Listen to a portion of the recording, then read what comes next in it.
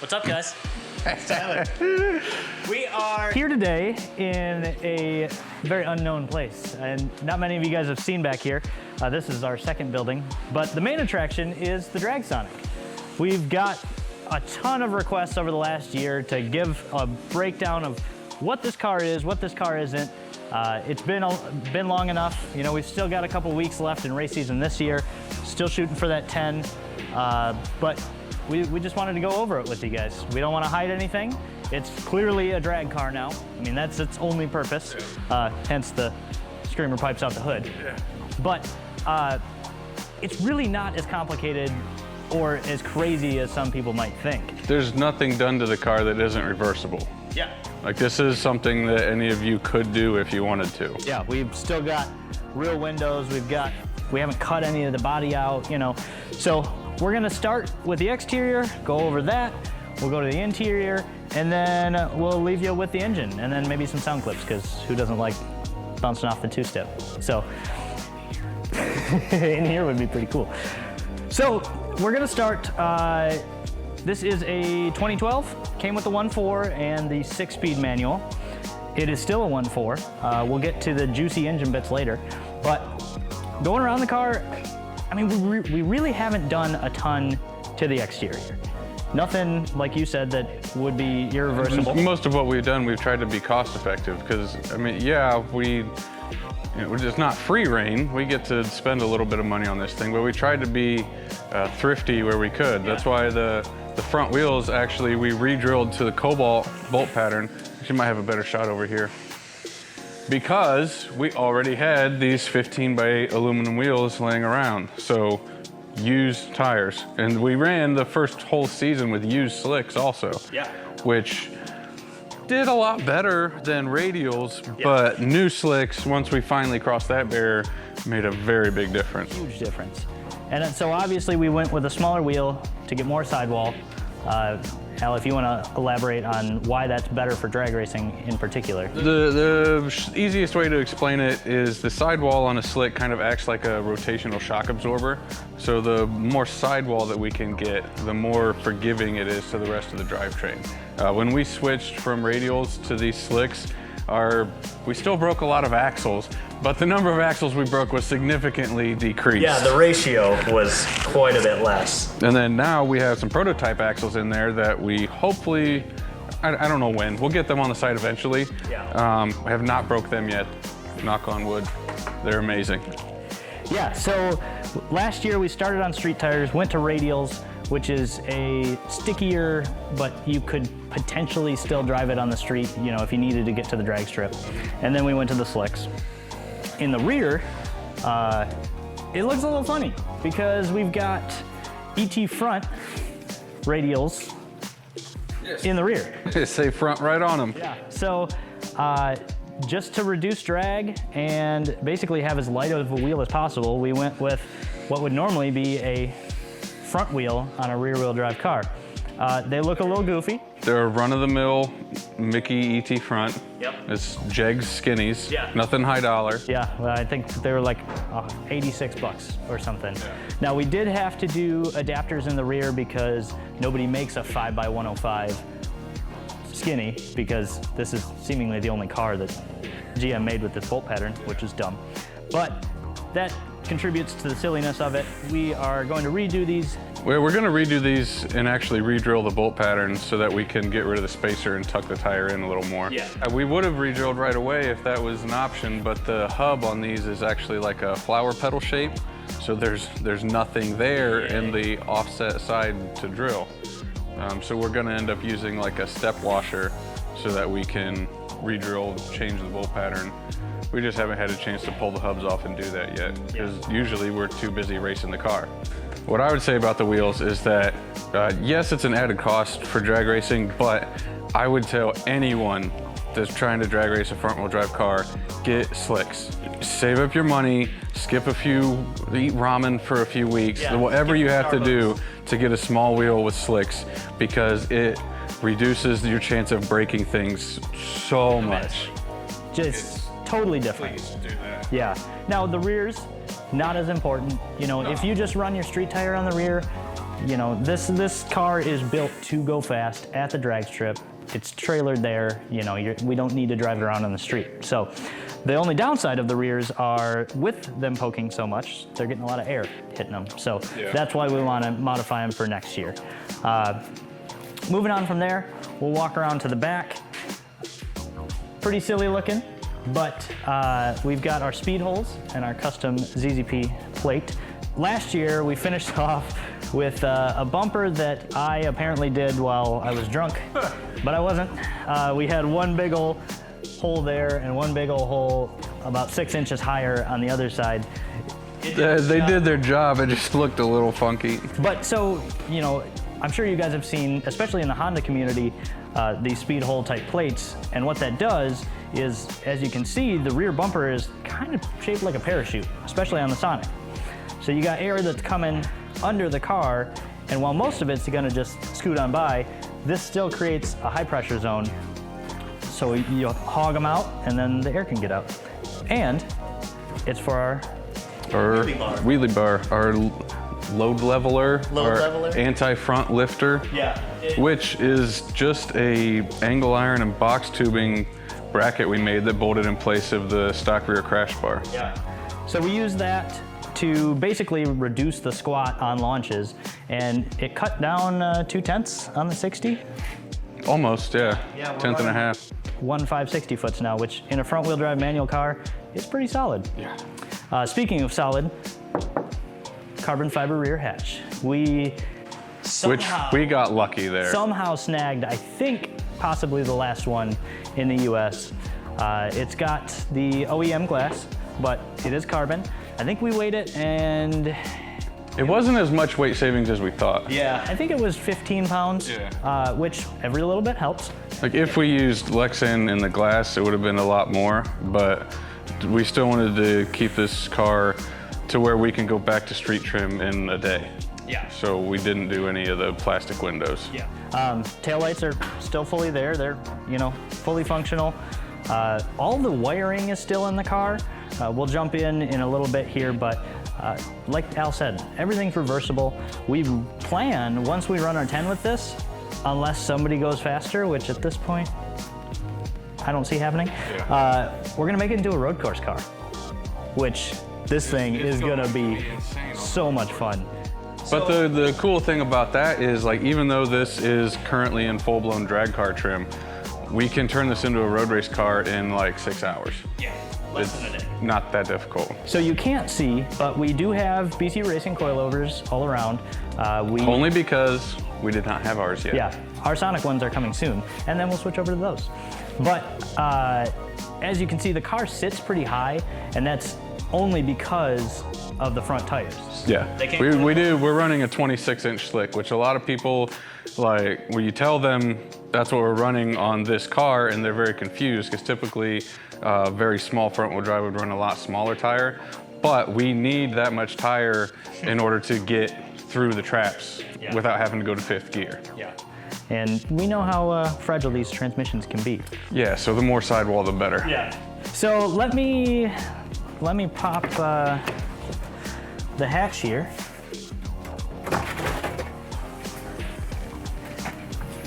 And we can take a peek inside. So shout out to Mr. Bo Cobb for this handy little hatch handle. But you know, looking inside, it's gutted. There's not much. The plastic doesn't weigh as much as you'd think, but when you're going for a record, every ounce adds up. But nothing in here is modified other than just taking things off. And we have all of these panels in a crate sitting on the shelf so that when we do go into road race mode, we can actually make it a little more presentable and not really add a ton of weight to it. Yes, there's our wheelie bar. That's its permanent storage place. Yeah. Which again is nothing fancy. Yeah. It's a chunk of tubing and a wheelie bar wheel, because it does touch the track when we're going down the track. Yep. But yeah, 2 bars, heim joints that bolt into there, and then we have the 3rd rod that runs up to the rear beam, and then you can use the heim joints to adjust the height and the preload. Coming around, you know, we do have the rear airbag stuff out, and the obviously rear seat, all that. We took the carpet out, which, you know, again, ounces make pounds. Ounces make pounds, yeah. You can see looking, we still have the window motors. We still have all the wiring like I mentioned. The one thing that is a little different is that big blue wire running across there is to the fuel pump. Yeah, because we did do a different fuel system. We switched to a surge tank with a boost reference fuel system and an inline external pump. Yep. Just because we were exceeding the power level that we could sustain with the factory intake pump, even with a larger pump in the canister. Yeah, we had an AEM pump in there for most of last year. And I mean, it wasn't still we started pushing into the 400s quite a bit that we had to upgrade from that. Yeah, which isn't bad. I mean, factory fuel system up to 400 on a car that makes 130 wheel stock, not bad. Yeah, I mean, that's one of the few things on this car that I think most customers wouldn't need. Because I mean, if you want to push into the mid 400s, knock yourself out. We'll help you do it, and we'll show you how. But I don't think that's something that a lot of people are going to be going for. Yeah, not many. So with our current times, we don't need a full cage yet. So we've got a... Well, depending which track we go to. Yeah, we've got a roll bar, and then as you can see, the aluminum race seat that is secured, and you guys will actually want to come nab a photo of this. We made a support bar for the seat out of a Sonic 1.4 rod. Stock Sonic rod. We just made a custom aluminum bearing so that we had the clamshell clamp onto the harness bar, because these type of seats have to be supported in the back. Yep. Or else you're gonna fold in half, and you don't want that. Not fun. I don't want that. Yeah, he drives it. I'm fine. So with that now, you guys have seen lately that I've been the one driving, and most of that is just because the seat is fixed now. Oh, all of that is because the seat is fixed and you're lighter than me. Yeah. Let it be known, I am definitely a better driver, but physics says that I'll be slower, so he drives. I can't argue that, but I'm getting there. I'm getting better. But lightweight race seat, the stock seats aren't too bad, but we wanted to go something that would help. We've got Sparco harnesses, 5-point. The race seat, again, is not something that's out of the realm of what a customer would do. No, I mean, maybe you wouldn't run an off-brand Kirky, yeah, but that's actually a lot more comfortable than you would think. It's really not bad with the padding. I would not hesitate to run this in a daily that I wasn't going to road trip. Oh yeah. Like it's not bad at all. And if you're putting race seats in to save weight, might as well save all the weight you can. Yep. So it's a bit of a process getting in now, but it's really not bad. The biggest downfall is if the door's all the way open, I can't grab it. So yeah, 5 points, make sure I don't go anywhere. And that's it. We got our Sparco steering wheel. We didn't do a quick release, again, just because of weight. Ounces make pounds. Ounces make pounds. So as you guys can see, we have the full dash still in, still got the factory radio, no speakers, but we do have a Cortex boost controller, which we'll get to a little more of that later. Yep. Other than that, I mean, we've got an AFR gauge, and then this is actually a turbo speed sensor. And Al, why do we use that? Because it's something that you should have when you're going full send. So, not that we don't care, but we were more or less told to push this thing until it failed. Yep. Now, the engine is, in my opinion, kind of an easier thing to replace than the turbo. We do have a Zona rotor turbo on here, which is not cheap. Yep. And I don't want to damage that just for the sake of trying to hit some power number. So having the turbo speed sensor in there lets me know if we're pushing the turbo too hard. We know we're gonna push the engine until it fails at some point. Rather not take the turbo out if I can help it. Yeah, that's a sweet turbo. And then we are missing one panel there in the middle. That's because I lost it. There's nothing special about that. And that's about it for the interior. Just take everything out, everything you can. Yeah, it's a game of power to weight ratio. As far as the weight reduction goes on the inside, I find it pretty silly when people try to talk about full weight or didn't have my seats out or blah. You're playing a game, like drag racing is fully about power to weight ratio. Choosing to add extra weight does not give you any bonus points on your slip. Like your slip is your slip. You're trying to get the best number you can. So do that within the rules. Yeah. One thing that always bothers me about this build is people think that it is so unobtainable, but really it's all off-the-shelf stuff except for, at this point, 3 pieces, which would be the manifold, turbo, and intake, only because it's dictated by the shape. But there are several people out, well, more than several, there's probably thousands of people out there that could build you a manifold like this. Yeah. There's nothing special about it that only we can have. Walker Morgan has built several manifolds for different people. There's been a couple up for sale on Facebook. Now, honestly, his are probably better than the one I made. He's a great fabricator. With a custom manifold is gonna take, you know, some fabrication skill that not necessarily everyone may have or may want to take the time to learn. But really, I think the biggest thing with this car is time. We put in a lot of time on this car.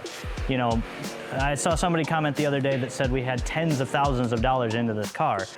Which is absurd. Which is absurd because it's a Sonic and we're still, you know, knocking on the doors of tens. But we just put a lot of time into it. We break stuff, we fix it. A lot of people don't know that, you know, when I break the car, when I break the trans, I'm the one who's pulling it out. Yeah. And then Al helps me get the gears back in. And like, it's been a lot of fun. This has been a great journey, and I'm glad that you guys have liked to be along for the ride. But I hope this video kind of gives you a light into it's really not as far out as you think. Yeah, it's not this crazy special monster that we've built. It is still the stock block. We have the stock crank. We have our ZZP rods, diamond pistons, ZZP head studs. Stock head, not even ported. Stage 1 cam, valve springs, and titanium retainers. And that's the long block. Like stuff that every single person can buy. And to be completely honest, I didn't even put the head studs in the right way. I took one out, stock bolt out, and I put a head stud in. I took the next stock bolt out and I put a head stud in. And she's holding 39 pounds just fine. Yeah. Around back, we do have our flex fuel kit. Obviously, we run ethanol. We don't screw around with gas because it's silly. Yeah, civilian fuel. Yeah. Stock intake manifold ported. Always a great mod for everyone. Our larger throttle body that we sell. Now, the intercooler is different and larger at this point. We are using a ATS core, which basically we got to the point of outflowing our ZZP intercooler. But we did make it over 400. We made it over 400, and we were even doing temp tests on that intercooler with the 6258, I believe. Yes. And it was still dropping about 400 degrees. It was something. Yeah, well, we were running the turbo on the ragged edge. Yeah. That turbo, we were. But we got to the point where we knew we needed to free up a little bit of flow. And this intercooler and setup is on the R&D list to be put into a production for a race type setup. And another cool thing about us getting out there racing this car, breaking it, is that's where a lot of our products come from. Before we had the hood dump, we had to run a 3-inch exhaust. And we're coming out with a 3-inch exhaust. Yeah, now we have a 3-inch catback that's in final stages of testing and it's going to be released soon. The turbo that we went 12.0 last year is the one that's going to come out this year. And along with that comes a new downpipe, etc. But yeah, the engine, mostly stock, but forged. This is a Zona rotor 5751S. It's not a normal turbo they offer, but they will gladly make it for you if you request it. Yeah. Zona rotor is an awesome company. Their turbos are just top notch. And one of the biggest reasons we went with this over like a Borg Warner like we were using before is packaging. Yes. That's what Zona's great at. No one else in the turbo game that is on Zona's level of power per footprint. Yeah. And so that's why we went with the turbo we did. Their turbine housings are made of a very high quality stainless, so they don't have to be super thick.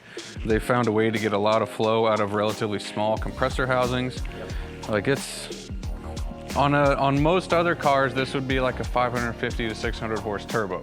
Granted, Sonics are a pain to squeeze power out of, so we're in the mid 400s with a little room to go. We've never dynoed it at the current power level. Last time we were at the track, we had some clutch issues, but we had it turned up and it was making 39 pounds in fourth, and that was a fun ride. I bet it's moving. So, other than that, I mean, we do have the manifold that Al made, you know, external wastegate, external blow-off valve, comes along with the territory. And the Cortex boost controller. Yeah. Which we just did switch to about mid-season. This year, yeah. The Cortex is really cool because it has boost by gear. You know, the stock PCM can't do that. We are still on the stock PCM tuning with HP tuners, but we just needed a little bit extra. We can't run 39 pounds in first gear. No. Like, even with slicks, it's gonna blow the tires off. Yeah. And I might destroy more transmissions. Yeah, probably. But yeah, we've got our ZZP mounts all around. We've got our new billet engine mount that we just came out with. Yes, that new billet engine mount, holy cow, made a tremendous difference. Yeah. This thing doesn't move anymore. And it's not even that vibrating, which I think is a word. Which did surprise me. I know. I love it. Like, with no panels in there, you'd think you'd be able to hear extra vibrations, and it made no difference over the stock mount that we had there. Yeah. But with the stock mount, you could still grab this and move the engine a good inch or two. With the new billet mount in there, it's locked in place. Another tip for anyone looking to drag race these is address your mounts. We had, I mean, countless broken axles last year. And one of the biggest fixes other than slicks was getting better mounts in. We still had a stock rear mount that was all floppy and loose, and you know, anytime that engine is rocking and you're trying to put power to the ground, that's creating shock on the drivetrain. Right. And it can break stuff. Well, the wheel hop that you experience is what breaks the axles. And a lot of people mistakenly think because of the name wheel hop that it's your tires hopping up and down, but it's not. It's actually the tires having traction and loading up the drivetrain, rotating the engine in the mounts, and then it loses traction, everything snaps back in place. Well, then the tire gets traction again, loads everything up again, loses, goes back, and that process is actually the shock going rotationally in your drivetrain. So stiffer engine mounts absolutely help with wheel hop, as well as the chromoly control arms. Yes. They don't know why those don't sell as much as they should.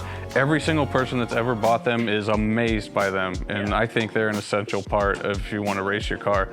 Even if you want to autocross it, road course, like Randy doesn't drag race his bagged car, and he said the difference in steering feel that he felt with those was insane. If you're ever under working on your car and you don't have those, look at the stock control arms. They are wimpy. Yes. They're cast, they're gross, and you know, chromoly, it's lighter, it's gonna be, you know, it does have more adjustability in it, and it gets all those benefits that you mentioned. Looking at this, things that I'm remembering that we did have to move the coolant reservoir. That's up in the left-hand corner now. Obviously, we don't have our air box to interfere there, but with this whole setup, yeah, I kind of had to move. We do have a smaller radiator in there now. That came along with the new intercooler. We wanted to just package things as tightly as we could. So we have our slingshot radiator, which is about this big. That's a typical like Honda size radiator. Civic red, you could say. But again, off the shelf stuff. Yep. You know, if you're out there racing and want a smaller radiator, now you're gonna have to do a lot of fab to get it to work. But we can sell you one of these radiators. Yeah, again, it's time, you know. And a good chunk of the time we put it in this car was off the clock. Yeah. Like this has been Tyler and I's baby for the past 2 years. And we're both salary employees, and we voluntarily stick around and monkey with this thing because we've had so much fun with it. And I hope everyone that has watched has as well. One thing that many people might not notice is this fitting here on the turbo, if you guys want to get a close-up. Our little dingler. Yeah, so this is coming off the exhaust side, and this copper loop is basically just to dissipate heat. But what that is a back pressure fitting.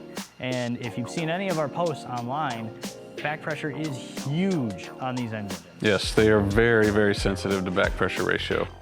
These engines don't flow very well. It's a generator engine that GM slapped into a couple cars. Yeah. Your stock turbo, say you're running 20 PSI, your pressure in the exhaust manifold can get upwards of 60 PSI. Yes, we've seen over 60. We've seen over a 3-to-1 back pressure ratio. So if you think about that in terms of your engine trying to be efficient, it's pushing air out of the cylinders through the turbo manifold. Now, when the air coming in is only 20 and the air going out is 60, but that's gonna push back on you, which is... You get exhaust dilution in the cylinder that's diluting the fresh air coming in.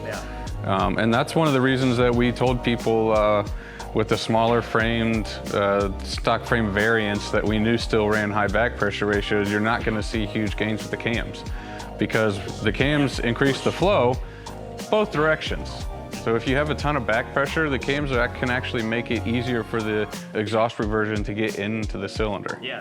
Think you're leaving your exhaust valves open longer, and 60 PSI is pushing back. Yeah, and we tried some cams that we still have in the prototype stage that are a little bit bigger than these, and we lost power with even the V3.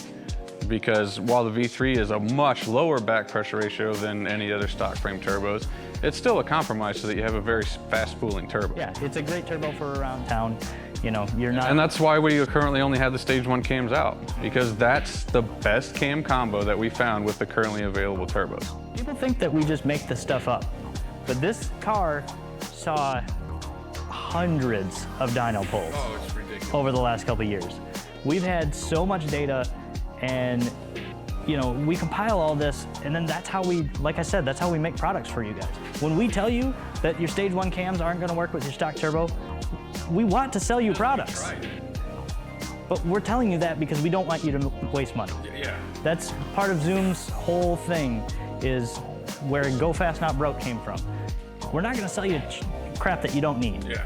You know, so if we say stage 1 cams aren't gonna benefit you, save up, get your bigger turbos, then get the cams. Yeah. You know.